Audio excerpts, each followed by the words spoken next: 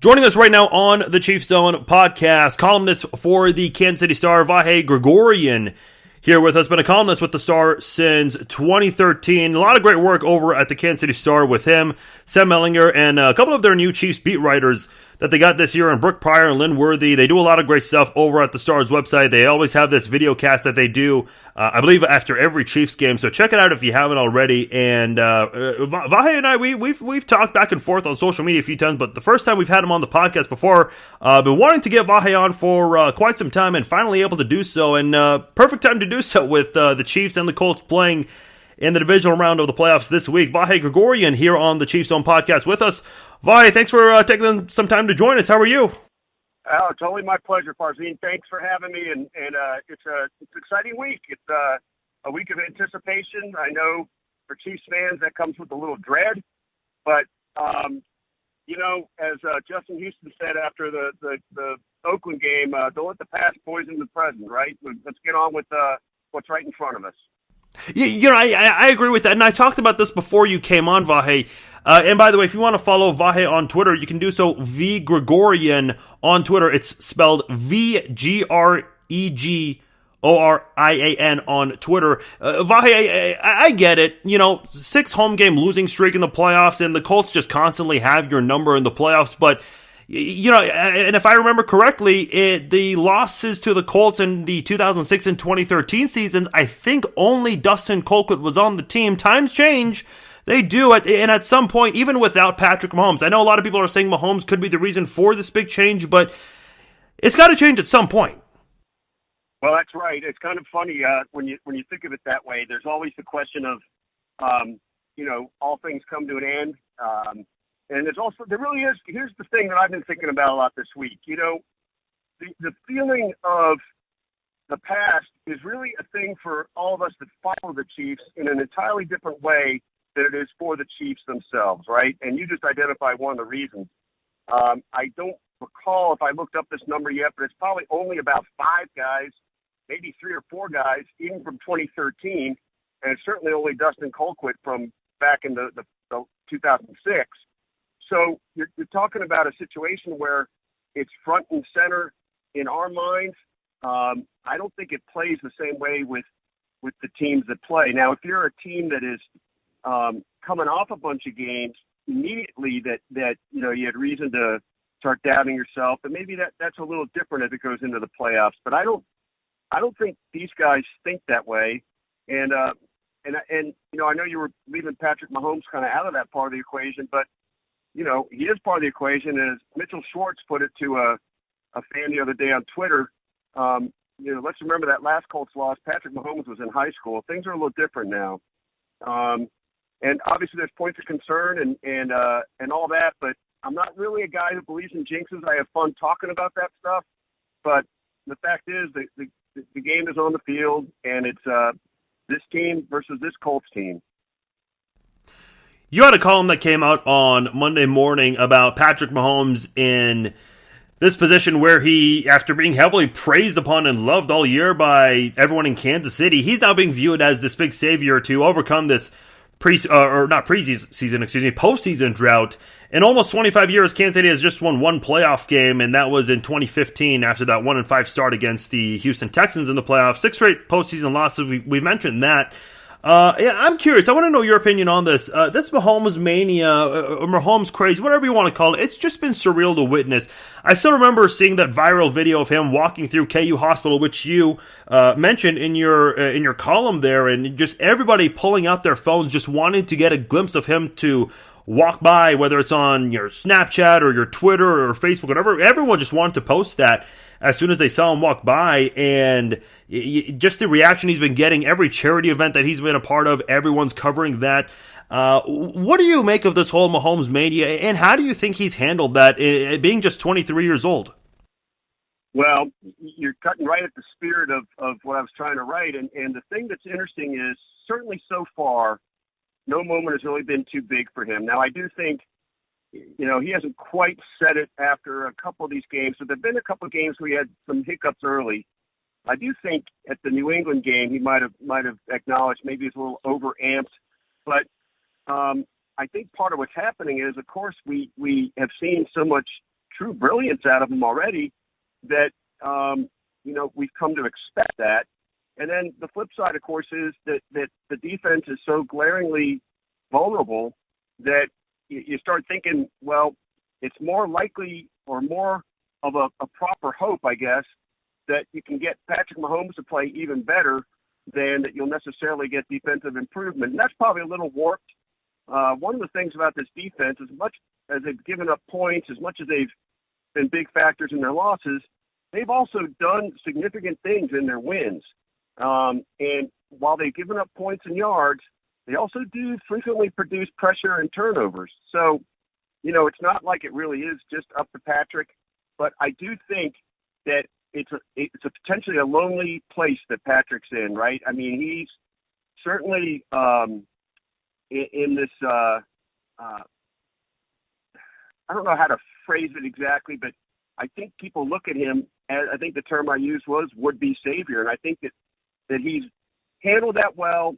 I do believe he has a whole way of handling these things that allows him to maintain his calm, but I do think this is another sort of challenge to that, right? I mean, it's a pretty big stage now. It's different than anything else he's ever been in.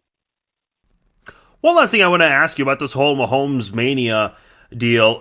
Look, when the Royals made back-to-back World Series appearances in 2014 and 2015, a couple of those players, their personal lives, it became not just newsworthy, but people actually cared to read about that stuff, such as, who was dating who was about to become a father, if one of those players lost a loved one in their family. I mean, that stuff became news and people cared to read about that. I know a lot of times when a player dates someone, maybe whether it's you and the Kansas City Star or another media outlet, you guys will get criticized by some that will say, hey, look, stop being TMZ. But the truth is, a majority of the people care to read that stuff. Comparing that to Mahomes tweeted about losing in a game of Fortnite to a player that wore his jersey, and I know you guys have a guy who writes about social media trends, and I apologize, I can't remember his name off the top of my head. Pete Gradoff. Yes, Pete Gradoff. Thank you. Yeah, he wrote about that. I know. The whole catch-up obsession with Mahomes. Wherever Mahomes is. I'm going to say something that's kind of crazy. I want to know if you agree with me or not, but I honestly think this whole Mahomes mania is actually bigger than the Royals World Series appearances, and this guy hasn't even played a playoff game yet. Would you agree with that he's had a bigger traction than the Kansas City Royals in their back-to-back World Series appearances? I think there's a little bit, a few different things going on there. I think your premise is right. I think that says a little something about the place the NFL occupies, the place the Chiefs occupy. Obviously, we saw that the Royals can create enormous interest when they're successful, but if you were just looking at it as, are there more Chiefs fans than Royals fans? I'd say yes. I'd say the NFL, still resonates a little more in general. And I think another thing that you identify that gets at this point is that the Royals, one of the beautiful things about those Royals teams, and one of the reasons they created so much interest was partly because of both the ability for us to get to know them, whether it was fans getting to know them because they're out in the community, or the fact that the Royals are much more accessible for interviews than the Chiefs, so we're able to tell more intimate stories and have better relationships. So I think that's part of it, but the other part of it is that Patrick, while there are certainly outstanding personalities on the Chiefs and interesting guys and people that have certainly flashed a public persona, Travis Kelce, Tyreek Hill, Chris Jones, Patrick probably occupies a little different place than everybody else on this team, whereas you could say that about 7, 8, 10 guys probably on the Royals, and then it would be 2 or 3 other guys that came through when they had to win. So it's kind of fascinating. I think that for all the reasons you described and a little bit of what I tried to amplify, it is correct to say that Patrick Mahomes kind of has a place of his own in all this. Vahe, a lot of Chiefs fans this week, ever since that matchup was set between the Chiefs and Colts, I saw on social media a lot of people are mentioning that this Colts team, they didn't quote-unquote play anybody, which I disagree with. They beat the Texans twice since December, almost shutting them out this past weekend, and they also shut out the Cowboys too. But outside of that, I guess they didn't have a lot of quality wins, so to say, but I think Chiefs fans are maybe trying to take credit away from them. Look, there are only 12 spots in the playoffs, and the Colts earned one of them. And I think the basis, and I get it, fans are always going to pull for their team and put every reason out there, but I think a lot of Chiefs fans are riding on the fact that this Colts team apparently played nobody, and that gives the Chiefs a great chance to win. Although I will say, I think a lot of Chiefs fans said the same thing about the Rams, and we know how that game ended. What is your takeaway when fans point out the fact that the Colts apparently haven't played anybody? Well, look, a couple things here, too. Colts are a good team. Colts are a hot team. You can only play who you play, who's on your schedule.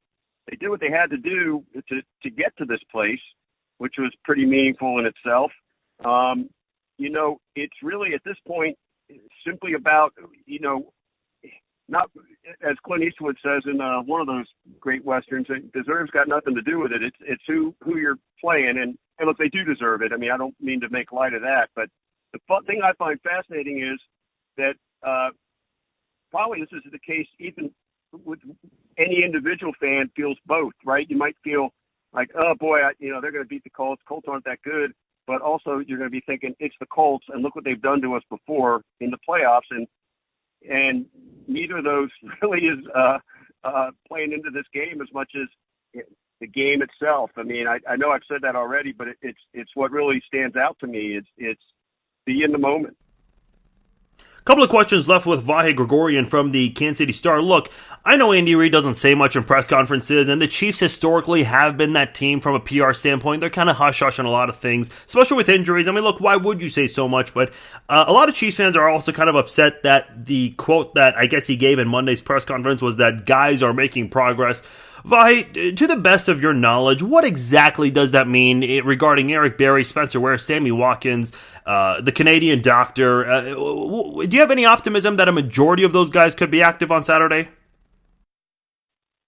It is a roll of the dice as far as I'm concerned. I don't think Andy would show his cards necessarily if he had certain. Let me rephrase that. I think if Andy had certainty, I think he'd go ahead and say, here's what we think. But I think the fact that it's still vague to him and he's using generic terms like that, I think it makes you really wonder. I would think, I guess if I listed them in the order that I think that they will be ready, I would say Spencer Ware. I would say then Sammy Watkins. I think Eric Berry is simply a guess. LDT, hard to say, but they're holding out hope, and we'll see about that. It's hard to know. I just don't have a real grip on any of it, and maybe they don't either. Maybe they don't quite know. There's so much mystery with Eric Berry, by the way, that anybody that says they think they know what's going to happen, I mean, I don't see how you could.